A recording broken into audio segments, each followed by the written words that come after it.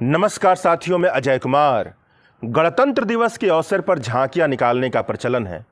अगर वाकई भारत के गणतंत्र की सच्चाई के आधार पर झांकियां निकाली गई तो उत्तर प्रदेश से बुलडोजर इनजस्टिस की झांकी निकलनी चाहिए, हरियाणा से लिंचिंग के दृश्य निकलने चाहिए, महाराष्ट्र से बटेंगे तो कटेंगे का नारा निकलना चाहिए, दिल्ली से बर्बाद होती मीडिया, लेजिस्लेचर, एग्जीक्यूटिव और जुडिशरी की दास्तान निकलनी चाहिए और सबसे सेंटर में वह झांकी होनी चाहिए जहां पर कुछ लोग मस्जिद के नीचे मंदिर खोजने के लिए खुदाई करते हुए दिखाई दें। इस तरह से आप ईमानदारी से सोचते जाइए तो कई ऐसी झांकियां निकल सकती हैं जो भारत के गणतंत्र को हकीकत में बतलाएंगी।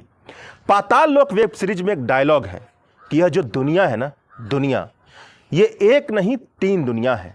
सबसे ऊपर स्वर्गलोक जहां पर देवता रहते हैं, बीच में धरती लोक जहां पर आदमी रहते हैं और सबसे नीचे पाताल लोक जिसमें कीड़े मकोड़े रहते हैं।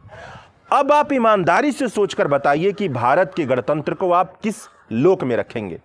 भारत के संविधान की बुनियाद पर तौला जाए तो हमारा गणतंत्र पाताल लोक में मौजूद दिखाई देगा। तो चलिए इस वीडियो में हम इसी विषय पर बात करते हैं कि कैसे हमारा गणतंत्र पाताल लोक में पहुंच चुका है। गणतंत्र का बुनियादी मतलब होता है कि ऐसा तंत्र जो गण यानी जनता से चलता हो, ऐसा सिस्टम जिसमें जनता की भागीदारी हो, सबकी भागीदारी हो, डिसीजन मेकिंग की ऐसी प्रक्रिया जो खुले में सबके सामने होती हो, बहस और विचार विमर्श पर आधारित हो। गणतंत्र को अंग्रेजी में रिपब्लिक कहा जाता है। अंग्रेजी का रिपब्लिक लैटिन के रेस पब्लिका से आया है। इसका मतलब यह हुआ कि पब्लिक के बीच की चीज।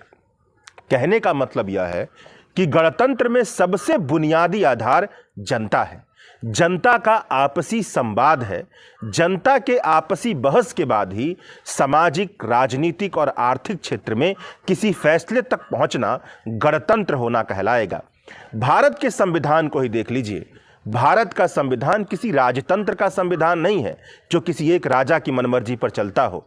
किसी धर्मतंत्र का संविधान नहीं है जहां पर किसी धर्म की प्रधानता हो। किसी कुलीन तंत्र का संविधान नहीं है।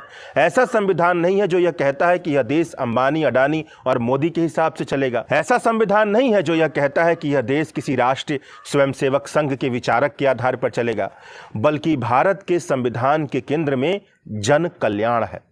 आर्थिक, सामाजिक, राजनीतिक न्याय की बात की गई है। पॉलिटिकल, सोशल और इकोनॉमिक जस्टिस की बात की गई है। सेक्युलरिज्म, धर्मनिरपेक्षता, बंधुत्व और समाजवाद की बात की गई है। यानी जब जनता इस विषय पर बहस करेगी, मतलब के लिए